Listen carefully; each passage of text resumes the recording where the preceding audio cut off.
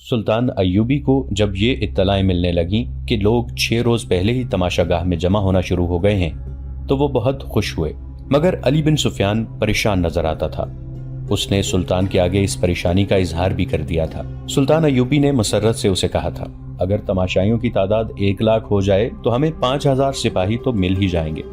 मोहतरम अमीर, अली बिन सुफियान ने कहा, मैं तमाशाइयों के हुजूम को किसी और जाविये से देख रहा हूँ। मेरे अंदाजे के मुताबिक अगर तमाशाइयों की तादाद 1 लाख हुई तो उनमें 1000 जासूस होंगे। देहात से औरतें भी आ रही हैं, उनमें ज्यादातर सूडानी हैं। उनमें अक्सर का रंग इतना गोरा है कि ईसाई औरत उनमें छुप सकती है। मैं तुम्हारी इस मुश्किल को अच्छी तरह समझता हूँ अली, सुल्तान ने कहा, लेकिन तुम जानते हो कि मैंने जिस मेले का इंतजाम किया है वो क्यों जरूरी है। तुम अपने महकमे को और ज्यादा होशियार कर दो, मैं इसके हक में हूँ। अली बिन सुफियान ने कहा, यह मेला बहुत ही जरूरी है। मैंने अपनी परेशानी आपको परेशान करने के लिए नहीं बताई, सिर्फ ये इत्तला पेश की है कि ये मेला अपने साथ क्या खतरा ला रहा है। काहिरा में आरजी कहबा खाने खुल गए हैं जो सारी रात शायकीन से भरे रहते हैं। तमाशाइयों में से बाज ने शहर के बाहर खैमे नस्ब कर लिए हैं। मेरे गिरोह ने मुझे इत्तला दी है कि उनमें भी क़िमारबाजों और इस्मत फरोशों के खैमे मौजूद हैं। कल मेले का दिन है। नाचने गाने वालियों ने तमाशाइयों से दौलत के ढेर इकट्ठे कर लिए हैं। मेला खत्म हो जाएगा तो यह गिलाजत भी हुजूम के साथ ही साफ हो जाएगी। सुल्तान अय्यूबी ने कहा, मैं इस पर पाबंदी आयद नहीं करना चाहता। मिस्र की अखलाकी हालत अच्छी नहीं। रक्स और इस्मत फरोशी 1-2 दिनों में खत्म नहीं की जा सकती। अभी मुझे ज्यादा से ज्यादा तमाशाइयों की जरूरत है। मुझे फौज तैयार करनी है और तुम जानते हो अली, हमें बहुत ज्यादा फौज की जरूरत है। मैंने फौज और इंतजामिया के सरबराहों के इजलास में यह जरूरत वजाहत से बयान कर दी थी। मैं आपको इस वजाहत से नहीं रोक सकता था अमीर मोहतरम, अली बिन सुफियान ने कहा। मेरी सुराग रसा निगाहों में इन सरबराहों में निस्फ ऐसे हैं जो हमारे वफादार नहीं। आप अच्छी तरह जानते हैं कि उनमें कुछ ऐसे हैं जो आपको इस गद्दी पर नहीं देखना चाहते, और बाकी जो हैं उनकी दिलचस्पियां सुडानियों के साथ हैं। मैंने उनमें से हर एक के पीछे एक आदमी छोड़ रखा है। मेरे आदमी मुझे उनकी सरगर्मियों से आगाह करते रहते हैं। किसी की कोई खतरनाक सरगर्मी सामने आई? सुल्तान अय्यूबी ने पूछा। नहीं, अली बिन सुफियान ने जवाब दिया, सिवाय इसके कि ये लोग अपनी हैसियत और रुतबों को फरामोश करके रातों को मशकूक खैमों और उन मकानों में जाते हैं जो आरजी कहबा खाने और रक्स गाहें बन गए हैं। 2 ने तो नाचने वाली लड़कियों को घरों में भी बुलाया है। उनसे ज्यादा मेरा दिमाग उन 2 बादबानी कश्तियों पर घूम रहा है जो 10 रोज गुजरे बहरा रूम के साहिल तक देखी गई थी। उनमें क्या खास बात थी? सुल्तान अय्यूबी ने पूछा। इस वक्त तक बहरा रूम के साहिल से फौज को वापस बुला लिया गया था। वहां ढकी छुपी जगहों पर समंदर पर नजर रखने के लिए बिठा दिए गए थे। अली बिन सुफियान ने माहिगीरों और सहराई खाना बदोशों के लिबास में साहिल पर इंटेलिजेंस के चंद आदमी मुकर्रर कर दिए थे। ये एहतमाम एक तो इसलिए किया गया था कि सलीबी अचानक हमला न कर दें, और दूसरे इसलिए कि उधर से सलीबियों के जासूस न आ सकें। मगर साहिल बहुत लंबा था। कहीं कहीं चट्टानें भी थीं जहां समंदर अंदर आ जाता था। सारे साहिल पर नजर नहीं रखी जा सकती थी। 10 रोज गुजरे ऐसी ही एक जगह से जहां समंदर चट्टानों के अंदर आया हुआ था। 2 बादबानी कश्तियां निकलती देखी गई थी। वो शायद रात को आई थी। उन्हें जाता देखकर सुल्तान के 2 सवार सरपट घोड़े दौड़ाते उस जगह पहुंचे जहां से कश्तियां निकल कर गई थीं। वहां कुछ भी न था, कोई इंसान नहीं था, और कश्तियां समंदर में दूर चली गई थीं। कश्तियों और बादबानों की साख्त बताती थी कि यह मिस्र के माहिगीरों की नहीं, समंदर पार की मालूम होती थी। सवार थोड़ी दूर तक सहरा में गए, उन्हें किसी इंसान का सुराग नहीं मिला। उन्होंने काहिरा इत्तला भिजवा दी थी कि साहिल के साथ 2 मशकूक कश्तियां देखी गई हैं। अली बिन सुफियान के लिए यह मुमकिन न था कि रेगजार में उन्हें ढूंढ लेता जो कश्तियों में से उतरे थे। इत्तला पहुंचते पहुंचते 3 दिन गुजर गए थे। ये भी यकीन नहीं था कि कश्तियों से कौन उतरा है। अली बिन सुफियान ने सुल्तान अय्यूबी के इस सवाल के जवाब में कि उन कश्तियों में क्या खास बात थी, ये वजाहत कर दी और कहा, हम मेले की मनादी 1.5 महीने से करा रहे हैं। 1.5 महीने में खबर यूरोप के वस्त तक पहुंच सकती है और वहां से जासूस आ सकते हैं। मुझे यकीन की हद तक शक है कि तमाशाइयों के साथ सलीबियों के जासूस मेले में आ गए हैं। काहिरा में इस वक्त लड़कियां आर्जी तौर पर नहीं, मुस्तकिल तौर पर फरोख्त हो रही हैं। सुल्तान समझ सकते हैं कि उनके खरीदार मामूली हैसियत के लोग नहीं हो सकते। इन खरीदारों में काहिरा के ताजिर, हमारी इंतजामिया और फौज के सरबरा और नामी गरामी बर्दा फरोश शामिल हैं। बिकने वाली लड़कियों में सलीबियों की जासूस लड़कियां हो सकती हैं और यकीनन होंगी। सुल्तान अय्यूबी इन इत्तलाओं से परेशान न हुए। بحرائے روم میں صلیبیوں کو شکست دیے تقریباً 1 سال گزر گیا تھا۔ علی بن سفیان نے سمندر پار جاسوسی کا انتظام کر رکھا تھا جو مضبوط اور 100% قابل اعتماد نہیں تھا۔ تاہم یہ اطلاع مل گئی تھی کہ صلیبیوں نے مصر میں جاسوس اور تخریب کار بھیج رکھے ہیں۔ ابھی یہ معلوم نہیں ہو سکا تھا کہ مصر کے متعلق ان کے منصوبے کیا ہیں۔ بغداد اور دمشق سے آنے والی اطلاعوں سے پتہ چلا تھا کہ صلیبیوں نے زیادہ تر دباؤ ادھر ہی رکھا ہوا ہے۔ وہاں خصوصاً شام میں وہ مسلمان امراء کو عیاشی اور شراب میں ڈبوتے چلے جا رہے تھے۔ سلطان نور الدین زنگی رحمۃ اللہ علیہ کی موجودگی میں صلیبی ابھی براہ راست ٹکر لینے کی جرت نہیں کر رہے تھے۔ بحرائے روم میں جب صلاح الدین ایوبی نے ان کا بیڑا بما لشکر غرق کر دیا تھا، ادھر عرب میں سلطان زنگی نے صلیبیوں کے مملکت پر حملہ کر کے انہیں صلح پر مجبور کیا اور جزیہ وصول کر لیا تھا۔ اس معرکے میں بہت سے صلیبی سلطان زنگی کی قید میں آ گئے تھے، جن میں رینالڈ نام کا ایک صلیبی سالار بھی تھا۔ سلطان زنگی نے ان قیدیوں کو رہا نہیں کیا تھا کیونکہ صلیبیوں نے مسلمان جنگی قیدیوں کو شہید کر دیا تھا۔ اس کے علاوہ صلیبی عہد شکنی بھی کرتے تھے۔ سلطان ایوبی کو اطمینان تھا کہ ادھر سلطان زنگی سلطنت اسلامیہ کی پاسبانی کر رہے ہیں، پھر بھی وہ فوج تیار کر رہے تھے تاکہ صلیبیوں سے فلسطین لیا جائے اور عرب کی سرزمین کو کفار سے پاک کیا جائے۔ اس کے ساتھ ہی وہ مصر کا دفاع مضبوط کرنا چاہتے تھے۔ بیک وقت حملے اور دفاع کے لیے بے شمار فوج کی ضرورت تھی۔ مصر میں بھرتی کی رفتار سلطان ایوبی کے عزائم کے مطابق سست تھی۔ اس کی ایک وجہ یہ تھی کہ سوڈانیوں کی جو فوج توڑ دی گئی تھی، اس کے کماندار اور عہدیدار دیہات میں سلطان ایوبی کے خلاف پروپیگنڈا کرتے پھر رہے تھے۔ اس فوج میں سے تھوڑی سی تعداد سلطان کی فوج میں وفاداری کا حلف اٹھا کر شامل ہو گئی تھی۔ کچھ فوج مصر سے تیار کر لی گئی تھی اور کچھ سلطان زنگی نے بھیج دی تھی۔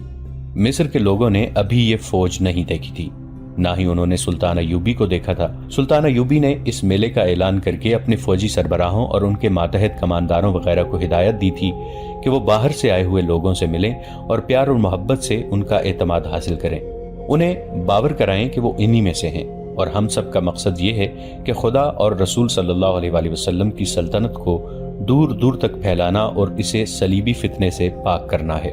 میلے سے 1 روز پہلے علی بن سفیان سلطان کو جاسوسوں کے خطرے سے آگاہ کر رہا تھا۔ اس نے کہا، امیر محترم، مجھے جاسوسوں کا کوئی ڈر نہیں۔ دراصل خطرہ اپنے ان کلمہ گو بھائیوں سے ہے جو کفار کے اس زمین دوز حملے کو کامیاب بناتے ہیں۔ اگر ان کا ایمان مضبوط ہو تو جاسوسوں کا پورا لشکر بھی کامیاب نہیں ہو سکتا۔ میلے کے تماشائیوں میں جو ناچنے والی لڑکیاں نظر آ رہی ہیں وہ صلیبیوں کا جال ہیں۔ تاہم میرا گروہ دن رات مصروف ہے۔ اپنے آدمیوں سے یہ کہہ دو کہ کسی جاسوس کو جان سے نہ ماریں۔ سلطان ایوبی نے کہا، زندہ پکڑو۔ جاسوس دشمن کے لیے آنکھ اور کان ہوتا ہے، لیکن ہمارے لیے وہ زبان ہے۔ وہ تمہیں ان کی خبریں دے گا جنہوں نے اسے بھیجا ہے۔ میلے کی صبح طلوع ہوئی۔ وہ میدان بہت ہی وسیع تھا جس کے 3 اطراف تماشائیوں کا ہجوم تھا۔ جس طرف ریت کے ٹیلے تھے ادھر کسی کو نہیں جانے دیا گیا تھا۔ جنگی دف بجنے لگے، گھوڑوں کے ٹاپوں کی آوازیں اس طرح سنائی دیں جیسے سیلابی دریا آ رہا ہو۔ گرد آسمان کی طرف اٹھ رہی تھی۔ یہ 2000 سے زیادہ گھوڑے تھے۔ پہلا گھوڑا سوار میدان میں داخل ہوا۔ یہ صلاح الدین ایوبی تھے۔ ان کے دونوں طرف علمبردار تھے اور پیچھے سواروں کا دستہ تھا۔ گھوڑوں پر پھولدار چادریں ڈالی گئی تھیں۔ ہر سوار کے ہاتھ میں برچھی تھی۔ برچھی کے چمکتے ہوئے پھل کے ساتھ رنگین کپڑے کی چھوٹی سی جھنڈی تھی۔ ہر سوار کی کمر سے تلوار لٹک رہی تھی۔ گھوڑے ہلکی چال چلے آ رہے تھے۔ سوار گردنیں تانے اور سینے پھلائے بیٹھے تھے۔ ان کے چہروں پر جلالی اثر تھا۔ ایسے معلوم ہوتا تھا جیسے یہ تماشائیوں کے دم بخود ہجوم سے اعلیٰ اور برتر ہوں۔ ان کی آن بان دیکھ کر تماشائیوں پر خاموشی طاری ہو گئی تھی۔ ان پر رعب چھا گیا تھا۔ تماشائی نیم دائرے میں کھڑے تھے۔ ان کے پیچھے تماشائی گھوڑوں پر بیٹھے تھے اور ان کے پیچھے کے تماشائی اونٹوں پر بیٹھے تھے۔ ایک ایک گھوڑے اور ایک ایک اونٹ پر 2-2 3-3 آدمی بیٹھے تھے۔ ان کے آگے ایک جگہ شامیانہ لگایا گیا تھا جس کے نیچے کرسیاں رکھی تھیں۔ یہاں اونچی حیثیت والے تماشائی بیٹھے تھے۔ ان میں تاجر بھی تھے، سلطان کی حکومت کے افسر اور شہر کے معززین بھی۔ ان میں قاہرہ کی مسجدوں کے امام بھی بیٹھے تھے۔ انہیں سب سے آگے بٹھایا گیا تھا کیونکہ سلطان ایوبی مذہبی پیشواؤں اور علماء کا اس قدر احترام کرتے تھے کہ ان کی موجودگی میں ان کی اجازت کے بغیر بیٹھتے بھی نہیں تھے۔ ان میں سلطان کے وہ افسر بھی بیٹھے تھے جو انتظامیہ کے تھے، لیکن ان کا تعلق فوج سے تھا۔ سلطان نے انہیں خاص طور پر کہا تھا کہ ان زعماء میں بیٹھ کر ان کے ساتھ دوستی پیدا کریں۔ ان میں خادم الدین البرق بھی تھا۔ علی بن سفیان کے بعد یہ دوسرا آدمی تھا جو سلطان ایوبی کے خفیہ منصوبوں، مملکت اور فوج کے ہر راز سے واقف تھا۔ اس کا کام ہی ایسا تھا اور اس کا عہدہ سالار جتنا تھا۔ جنگ کے منصوبے اور نقشے اسی کے پاس ہوتے تھے۔ اس کی عمر 40 سال کے قریب تھی۔ وہ عرب کے مردانہ حسن اور جلال کا پیکر تھا۔ جسم توانا اور چہرہ حشاش بشاش تھا۔ البرق کے ساتھ ایک لڑکی بیٹھی تھی، بہت ہی خوبصورت لڑکی تھی۔ وہ نوجوان تھی۔ لڑکی کے ساتھ ایک آدمی بیٹھا تھا جس کی عمر 60 سال سے کچھ زیادہ تھی۔ وہ کوئی امیر کبیر تاجر لگتا تھا۔ البرق کئی بار اس لڑکی کی طرف دیکھ چکا تھا۔ ایک بار لڑکی نے بھی اسے دیکھا تو مسکرا دی، پھر بوڑھے کی طرف دیکھا اور اس کی مسکراہٹ غائب ہو گئی۔ گھوڑے تماشائیوں کے سامنے سے گزر گئے تو شتر سوار آ گئے۔ اونٹوں کو گھوڑوں کی طرح رنگدار چادروں سے سجایا گیا تھا۔ ہر سوار کے ہاتھ میں ایک لمبا نیزہ اور اس کے پھل سے ذرا نیچے 3-3 انچ چوڑے اور 1.5 فٹ لمبے 2 رنگے کپڑے جھنڈیوں کی طرح بندھے ہوئے تھے۔ ہوا میں وہ پھڑپڑاتے بہت ہی خوبصورت لگتے تھے۔ ہر سوار کے کندھوں سے ایک کمان آویزاں اور اونٹ کی زین کے ساتھ رنگین ترکش بندھی تھی۔ اونٹوں کی گردنیں خم کھا کر اوپر کو اٹھی ہوئیں اور سر جیسے فخر سے اونچے ہو گئے تھے۔ سواروں کی شان نرالی تھی۔ گھوڑ سواروں کی طرح ہر شتر سوار سامنے دیکھ رہا تھا۔ ان کی آنکھیں بھی دائیں بائیں نہیں دیکھتی تھیں۔ یہ اونٹ انہی اونٹوں جیسے تھے جن پر تماشائی بیٹھے ہوئے تھے، لیکن فوجی ترتیب، فوجی چال اور فوجی سواروں کے نیچے وہ کسی اور جہان کے لگتے تھے۔ البرق نے اپنے پاس بیٹھی ہوئی لڑکی کو ایک بار پھر دیکھا۔ اب کہ لڑکی نے اسے آنکھوں میں آنکھیں ڈال کر دیکھا، اس کی آنکھوں میں ایسا جادو تھا کہ البرق نے اپنے آپ میں بجلی کا جھٹکا سا محسوس کیا۔ لڑکی کے ہونٹوں پر شرم و حیا کا تبسم آ گیا اور اس نے اپنے پاس بیٹھے ہوئے بوڑھے کو دیکھا تو اس کا تبسم نفرت میں بدل گیا۔ البرق کی ایک بیوی تھی جس میں سے اس کے 4 بچے تھے۔ وہ شاید اس بیوی کو بھول گیا تھا۔ وہ لڑکی کے اس قدر قریب بیٹھا تھا کہ لڑکی کا اٹھا ہوا ریشمی نقاب ہوا سے اڑ کر کئی بار البرق کے سینے سے لگا۔ ایک بار اس نے نقاب ہاتھ سے پرے کیا تو لڑکی نے شرما کر معذرت کی۔ البرق مسکرایا لیکن منہ سے کچھ نہ کہا۔ شتر سواروں کے پیچھے پیادہ فوج آ رہی تھی۔ ان میں تیر اندازوں اور تیغ زنوں کے دستے تھے۔ ان کی ایک ہی جیسی چال، ایک ہی جیسے ہتھیار اور ایک ہی جیسا لباس تماشائیوں پر وہی تاثر طاری کر رہا تھا جو سلطان ایوبی کرنا چاہتے تھے۔ سپاہیوں کے چہرے پر تندرستی اور توانائیوں کی رونق تھی اور وہ خوش و خرم اور مطمئن نظر آتے تھے۔ یہ ساری فوج نہیں، صرف منتخب دستے تھے۔ ان کے پیچھے منجنیقیں آ رہی تھیں جنہیں گھوڑے گھسیٹ رہے تھے۔ ہر منجنیق دستے کے پیچھے ایک ایک گھوڑا گاڑی تھی جس میں بڑے بڑے پتھر اور ہانڈیوں کی قسم کے برتن رکھے تھے۔ ان میں تیل جیسی کوئی چیز بھری ہوئی تھی جو منجنیقوں سے پھینکی جاتی تھی۔ جہاں یہ برتن گرتا تھا وہ کئی ٹکڑوں میں ٹوٹ کر سیال مادے کو بہت سی جگہ پر بکھیر دیتا تھا۔ اس پر آتشی تیر چلائے جاتے تو سیال مادہ شعلے بن جاتا تھا۔ سلطان ایوبی کی قیادت میں یہ سوار اور پیادہ دستے نیم دائرے میں کھڑے اور بیٹھے ہوئے تماشائیوں کے آگے سے دور آگے نکل گئے۔ صلاح الدین ایوبی راستے سے واپس آ گئے۔ ان کے گھوڑے کے آگے علمبرداروں کے گھوڑے دائیں بائیں اور پیچھے محافظوں کے گھوڑے اور ان کے پیچھے نائب سالاروں کے گھوڑے تھے۔ سلطان نے گھوڑا روک لیا، کود کر اترے اور تماشائیوں کو ہاتھ ہوا میں لہرا کر سلام کرتے شامیانے کے نیچے چلے گئے۔ وہاں بیٹھے ہوئے تمام لوگ اٹھ کھڑے ہوئے۔ سلطان ایوبی نے سب کو سلام کیا اور اپنی نشست پر بیٹھ گئے۔ سوار اور پیادہ دستے دور آگے جا کر ٹیلوں کے عقب میں چلے گئے۔ میدان خالی ہو گیا۔ ایک گھڑ سوار سرپٹ گھوڑا دوڑاتا آیا۔ اس کے ایک ہاتھ میں گھوڑے کی لگام اور دوسرے میں اونٹ کی رسی تھی۔ اونٹ گھوڑے کی رفتار کے ساتھ دوڑتا آ رہا تھا۔ میدان کے وسط میں آ کر گھڑ سوار گھوڑے پر کھڑا ہو گیا۔ اس نے باگیں چھوڑ دیں، وہ اچھل کر اونٹ کی پیٹھ پر کھڑا ہو گیا، وہاں سے کود کر گھوڑے کی پیٹھ پر آ گیا اور وہاں سے زمین پر کود گیا۔ چند قدم گھوڑے اور اونٹ کے ساتھ بھاگا، پھر کود کر گھوڑے پر سوار ہوا۔ گھوڑے اور اونٹ کی رفتار میں کوئی فرق نہیں آیا تھا۔ گھوڑے کی پیٹھ سے وہ اونٹ کی پیٹھ پر چلا گیا اور دور آگے جا کر غائب ہو گیا۔ خادم الدین البرق دائیں کو ذرا سا جھکا۔ اس کے منہ اور لڑکی کے سر کے درمیان 2-3 انچ کا فاصلہ رہ گیا تھا۔ لڑکی نے اسے دیکھا، البرق مسکرایا اور لڑکی شرما گئی۔ بوڑھے نے دونوں کو دیکھا، اس کے بوڑھے ماتھے کے شکن گہرے ہو گئے۔ اچانک ٹیلوں کے پیچھے سے ہانڈیوں کی طرح کے مٹی کے وہ برتن جو گھوڑا گاڑیوں پر لدے ہوئے تھے اوپر کو جاتے، آگے آتے اور میدان میں گرتے نظر آئے۔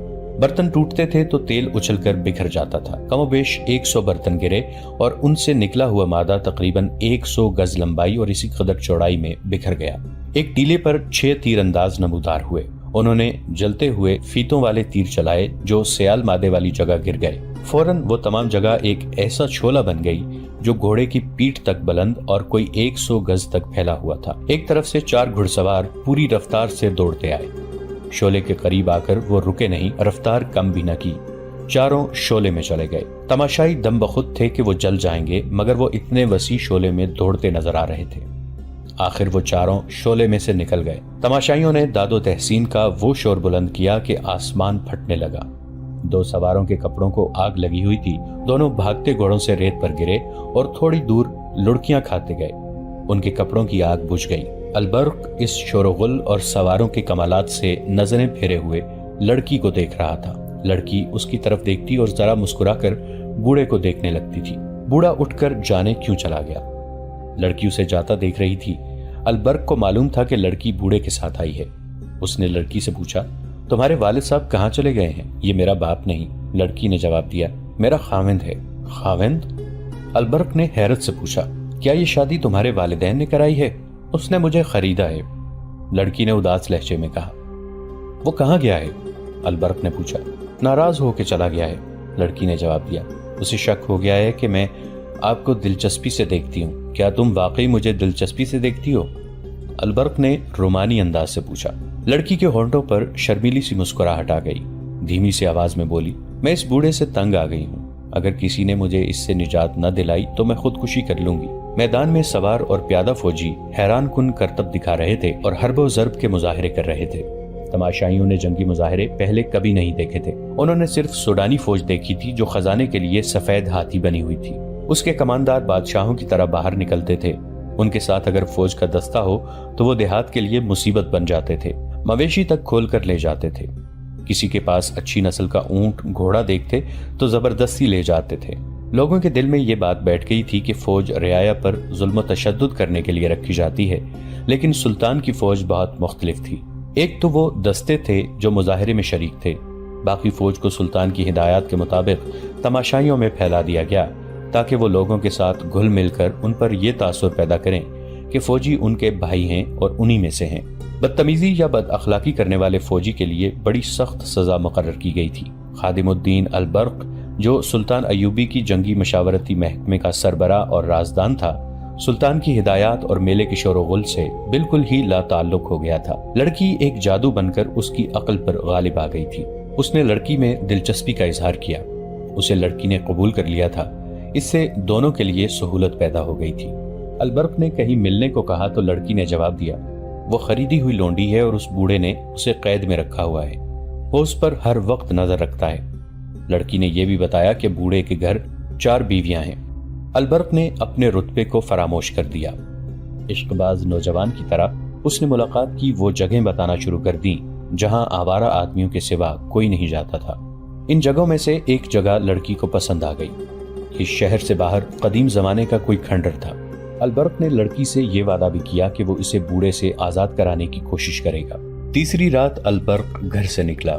وہ حاکموں کی شان سے گھر سے نکلا کرتا تھا، مگر اس رات وہ چوروں کی طرح باہر نکلا۔ ادھر ادھر دیکھا اور وہ ایک طرف چل پڑا۔ قاہرہ پر سکوت طاری تھا۔ فوجی میلہ ختم ہوئے 2 دن گزر گئے تھے۔ باہر سے آئے ہوئے تماشائی جا چکے تھے۔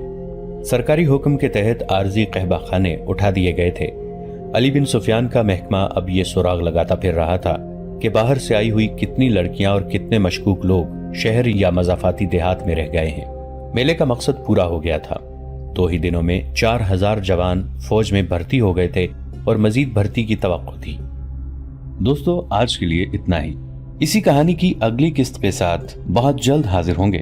نیچے کامنٹ سیکشن میں اپنی رائے کا اظہار ضرور کیجیے گا۔ ہمارے اس چینل کو سبسکرائب کر کے نیچے موجود بیل آئیکن کو بھی ضرور کلک کیجیے گا۔ اگلی ملاقات تک کے لیے ہمارا اور آپ کا اللہ نگہبان۔